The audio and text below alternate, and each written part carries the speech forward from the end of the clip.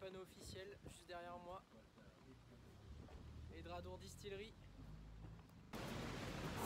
Et voilà, bienvenue, on avance dans l'allée. Regardez, c'est beau, hein, tout blanc, tout rouge, des petits bâtiments, magnifique. On se retrouve sur la dégustation. Un bar qui vous ferait tous saliver. Regardez la belle collection de carats derrière moi. Une grosse partie de la collection 30 ans de Signatory. Plein de brutes de fût, plein de belles choses.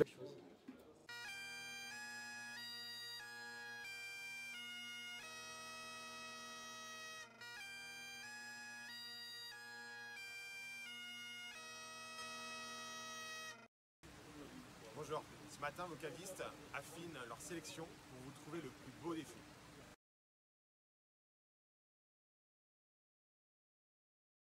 On se retrouve dans le tout nouveau chai d'Edradour 2. Donc vous voyez un chai moderne d'une capacité de 25 000 fûts. C'est joli, hein, c'est magnifique.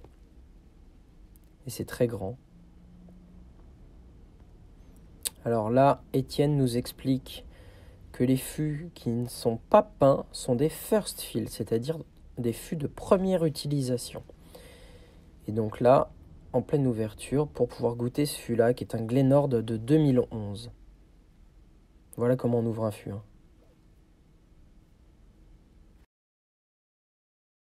Alors le plus ancien chai d'Edradour, les Signatory Vintage, chai humide. Vous voyez pas du tout la même présentation que les chais récents. On a de la terre, on a de l'humidité, il fait beaucoup plus chaud. Un vieillissement qui est assez différent. Et on ne sait pas ce qu'on va boire encore. Et c'est drôlement beau. Belle bâtisse. Par là, il y avait un Glenlivet 71. Regardez toutes ces...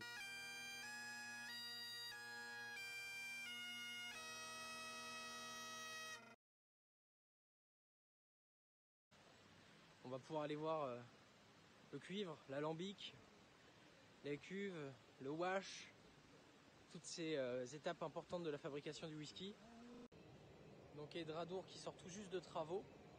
Donc Edradour 2 juste derrière nous.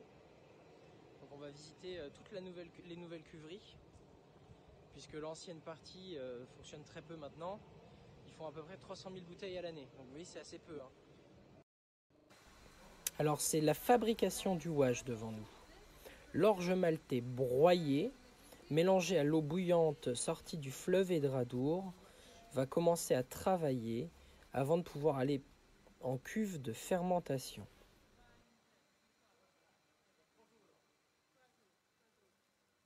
Expliquait que le liquide qui était précédemment dans la cuve avec le malt arrive ici à peu près à 70 degrés, s'écoule le long de ces plaques en fer et arrive au bout autour des 20 degrés. C'est bon pour la levure. Après, ça passe dans les cuves de fermentation pour faire comme de la bière juste derrière moi. Et ensuite, on va passer à l'alambic où on va commencer à distiller. Alors, les fameuses cuves de fermentation. Et regardez, au fond, on a de la levure qui est en train de travailler. C'est beau. Magnifique. On se retrouve sur les tout nouveaux alambics en pleine activité. C'est pour ça que je vous ai coupé le son parce que ça fait un sacré brouhaha. Alors ils vont s'écouler dans les tuyaux sur la droite et ils vont arriver juste ici où on va séparer le cœur, la tête et la queue pour que ça aille dans une cuve en dessous de nous.